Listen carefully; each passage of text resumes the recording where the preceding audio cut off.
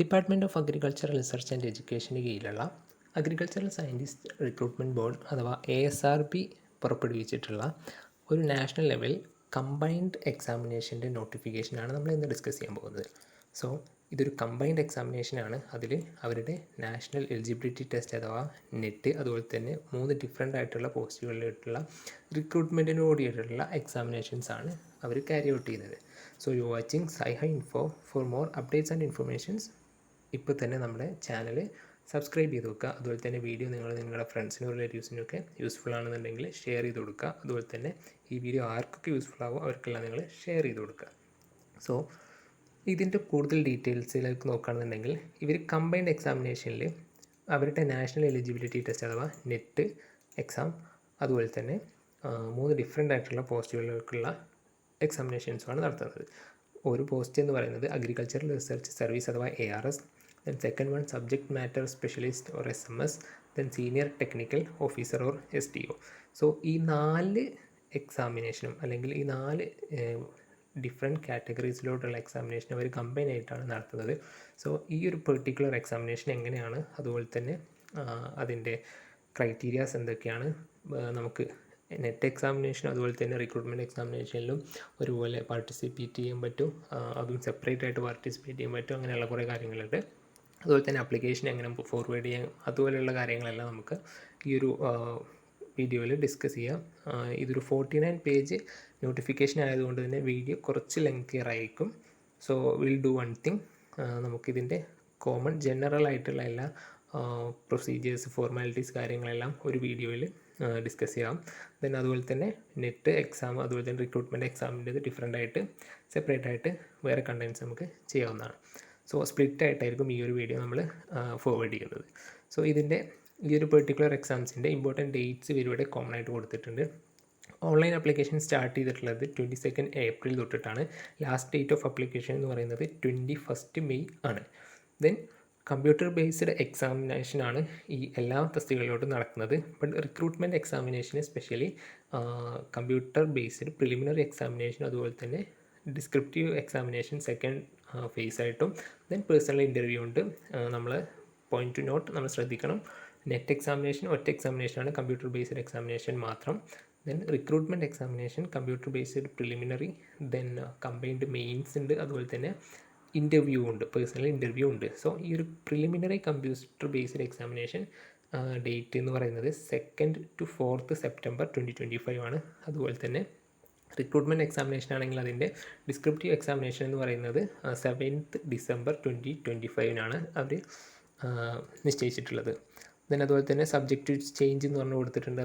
അതായത് ഇവരുടെ examination combine ആയിട്ട് നടത്തുന്നത് കൊണ്ട് തന്നെ ഇതിലെന്തെങ്കിലും ചേഞ്ചസ് ഉണ്ടാവാം എന്നുണ്ടെങ്കിൽ ഈ പറയുന്ന അല്ലെങ്കിൽ നെറ്റ് എക്സാമിനേഷൻസ് അല്ലെങ്കിൽ റിക്രൂട്ട്മെൻറ്റ് എക്സാമിനേഷൻ അതിൻ്റെയൊക്കെ ഡേറ്റ്സ് ചേഞ്ച് ചെയ്യാം എന്നുള്ളൊരു നോട്ടിഫിക്കേഷൻ അവിടെ കൊടുത്തിട്ടുണ്ട്. ദെൻ എക്സാമിനേഷൻ സെൻറ്റേഴ്സിനെ പറ്റിയിട്ട് അവിടെ കൊടുത്തിട്ടുണ്ട്. എക്സാമിനേഷൻ സെൻറ്റേഴ്സ് പ്രിലിമിനറി എക്സാമിനേഷനും നിങ്ങൾ റിക്രൂട്ട്മെൻറ്റിന് അപ്ലൈ ചെയ്യുകയാണെന്നുണ്ടെങ്കിൽ അതിൻ്റെ ഡിസ്ക്രിപ്റ്റീവ് എക്സാമിനേഷനും ഡിഫറെൻ്റ് ആയിട്ടുള്ള സെൻറ്റേഴ്സ് ഉണ്ടാവാം. സോ അതിന് വേണ്ടിയിട്ട് നമ്മുടെ ഇതിൻ്റെ നോട്ടിഫിക്കേഷനിൽ ഫോളോ അപ്പിൽ വരുന്ന അനക്സർ 2 അതുപോലെ തന്നെ അനക്സർ 3 റെഫർ ചെയ്യാൻ പറഞ്ഞിട്ടുണ്ട്. That will be following later. Then application ഫീൻ്റെ കാര്യം അവർ പറഞ്ഞിട്ടുണ്ട്. സോ ഇവിടെ കോമൺ ആയിട്ട് എല്ലാ എക്സാമിനുള്ള ആപ്ലിക്കേഷൻ ഫീസ് ഓരോ കാറ്റഗറിക്കും എങ്ങനെയാണ് കൊടുത്തിട്ടുണ്ട്.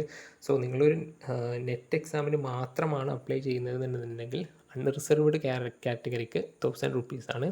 Then EWS or OBC കാറ്റഗറിക്ക് 500 rupees ആണ്. ദെൻ SC ST അതുപോലെ തന്നെ ഡിസേബിൾഡ് കാറ്റഗറീസിന് 250 rupees ആണ് ASRB നെറ്റ് എക്സാമിന് വേണ്ടി മാത്രമുള്ള application fee. At the same time ARS or SMS or STO അല്ലാന്നുണ്ടെങ്കിൽ ഈ 3 ഏതെങ്കിലും കോമ്പിനേഷൻ, അതായത് റിക്രൂട്ട്മെൻറ്റ് പോസ്റ്റുകളിലോട്ടാണ് നിങ്ങൾ അപ്ലൈ ചെയ്യുന്നത് എന്നുണ്ടെങ്കിൽ അൺറിസർവ്ഡ് കാറ്റഗറിക്ക് എക്സാമിനേഷൻ ഫീ എന്ന് പറയുന്നത് 1000 rupees ആണ്. EWS ഓർ OBC കാറ്റഗറിക്ക് 800 rupees ആണ്. അതുപോലെ തന്നെ SC ST അതുപോലെ തന്നെ ഡിസേബിൾഡ് കാറ്റഗറീസിന് ആപ്ലിക്കേഷൻ ഫീ ഇല്ല. ഇനി നിങ്ങൾ നെറ്റ് എക്സാമിനും അതുപോലെ തന്നെ റിക്രൂട്ട്മെൻറ്റിനുള്ള ഏതെങ്കിലും പോസ്റ്റുകളിലോട്ടും കമ്പൈൻ ആയിട്ട്, അതായത് 2 എക്സാമിനും അപ്പിയർ ചെയ്യുന്നുണ്ടെന്നുണ്ടെങ്കിൽ നിങ്ങളുടെ എക്സാമിനേഷൻ ഫീ എന്ന് പറയുന്നത് അൺറിസർവ്ഡ് കാറ്റഗറിക്ക് 2000 rupees ആണ്. അതുപോലെ തന്നെ EWS OBC കാറ്റഗറിയിലോട്ട് 1300 റുപ്പീസാണ്. ദെൻ SC ST അതുപോലെ തന്നെ ഡിസബിൾഡ് കാറ്റഗറീസിന് എക്സാമിനേഷൻ ഫീ വരുന്നത് 250 റുപ്പീസാണ്.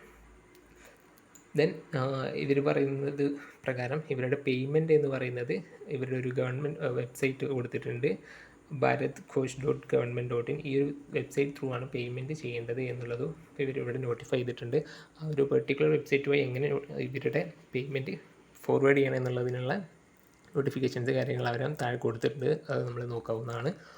ദെൻ ഹൗ ടു അപ്ലൈ എന്ന് കൊടുത്തിട്ടുണ്ട്. അപ്ലൈ ചെയ്യാനുള്ള വെബ്സൈറ്റ് ഇവിടെ കൊടുത്തിട്ടുണ്ട്, www.asrb.org.in. നമ്മൾ ലിങ്ക് ഡിസ്ക്രിപ്ഷനിൽ കൊടുക്കുന്നതായിരിക്കും, നിങ്ങൾക്ക് അതുവഴി ത്രൂ അപ്ലൈ ആവുന്നതാണ്.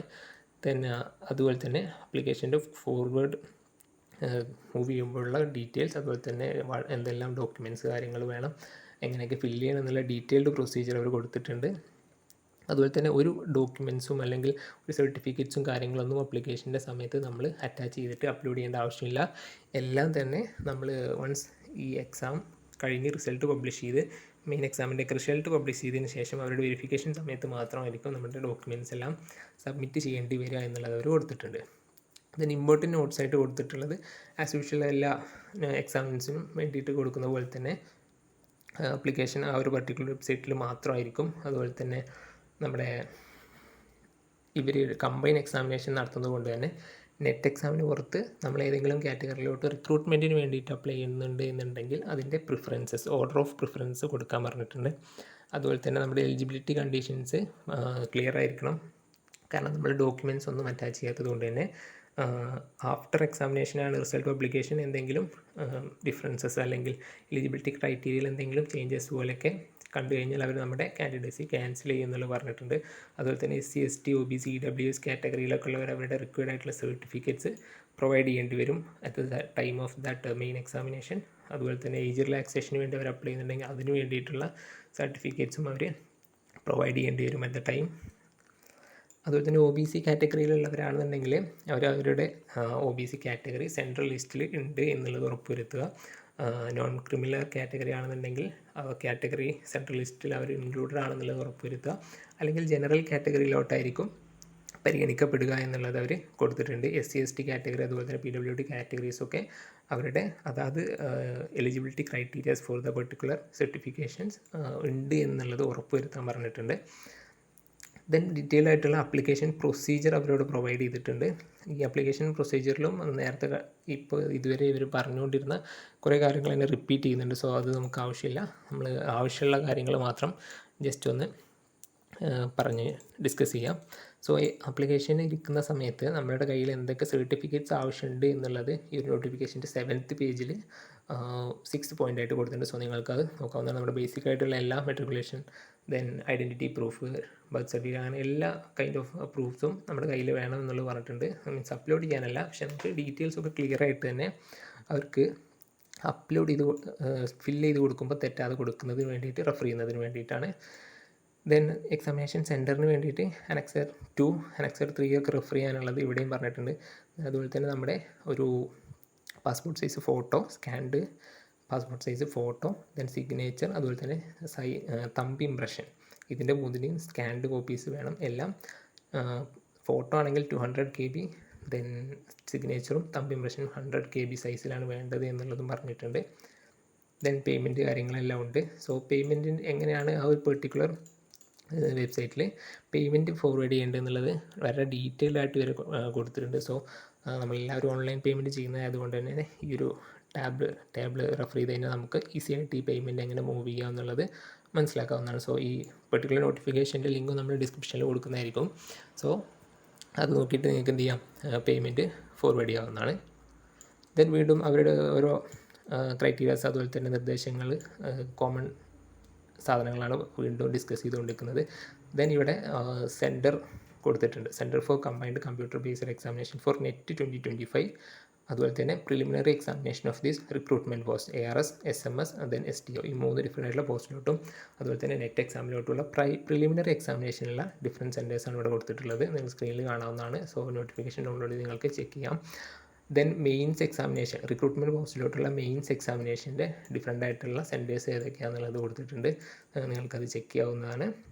നിങ്ങളുടെ കൺസേൺ അനുസരിച്ച് നിങ്ങൾക്ക് ഏതാണോ സൗകര്യപ്രദം വെച്ച് കഴിഞ്ഞാൽ അതനുസരിച്ച് നിങ്ങൾ ലൊക്കേഷൻസ് സെലക്ട് ചെയ്യുക, അതിനനുസരിച്ച് ആപ്ലിക്കേഷൻ ഫോർവേഡ് ചെയ്യുക. സോ ഇത്രയാണ് ഇവരുടെ ഒരു ജനറൽ ആയിട്ടുള്ള ഈ ഒരു കമ്പൈൻഡ് എക്സാമിനേഷന് വേണ്ടിയിട്ടുള്ള നോട്ടിഫിക്കേഷനിൽ പറയുന്ന ക്രൈറ്റീരിയാസ്, എലിജിബിലിറ്റീസ്, അങ്ങനത്തെ കാര്യങ്ങളൊക്കെ എങ്ങനെ അപ്ലൈ ചെയ്യാൻ കാര്യങ്ങളൊക്കെ. സോ ഇനി നെറ്റ് എക്സാമിനേഷൻ അതുപോലെ തന്നെ റിക്രൂട്ട്മെൻറ്റ് എക്സാമിനേഷൻ രണ്ട് കാറ്റഗറി ആയിട്ടാണ് വരുന്നത്. സോ ഇതിൽ ഓരോന്നിൻ്റെയും എലിജിബിലിറ്റി എന്താണ്, അതുപോലെ തന്നെ എങ്ങനെയൊക്കെയാണ് മാർക്കിംഗ് സിസ്റ്റം, എങ്ങനെയാണ് അതിൻ്റെ ഡിഡക്ഷൻ സിസ്റ്റം, അതുപോലെ തന്നെ എന്തൊക്കെ ഡിഫറൻസ് ഉണ്ട്, റിക്രൂട്ട്മെൻറ്റ് പോസ്റ്റിലോട്ട് വരുമ്പോൾ അതിൻ്റെ പേയ്മെൻറ്റ് സ്കെയിൽ എന്താണ്, ഇൻ്റർവ്യൂ, ദെൻ മെയിൻ എക്സാമിനേഷൻ ഉണ്ട്, അതിൻ്റെ സിലബസ് എന്താണ്, അങ്ങനെയുള്ള കാര്യങ്ങളൊക്കെ ഈ നോട്ടിഫിക്കേഷൻ്റെ ഫോളോ അപ്പ് ആയിട്ട് വരുന്നുണ്ട്. സോ ഇനിയും വീഡിയോ ലെങ്തിയർ ആക്കുന്നില്ല, നമുക്ക് മീൻസ് ഇതിൻ്റെ കണ്ടിന്യൂഷനായിട്ട് നെക്സ്റ്റ് 1-2 വീഡിയോസിലൂടെ അതുകൂടി ഡിസ്കസ് ചെയ്യാവുന്നതാണ്. So thanks for watching. Stay tuned four further updates and informations.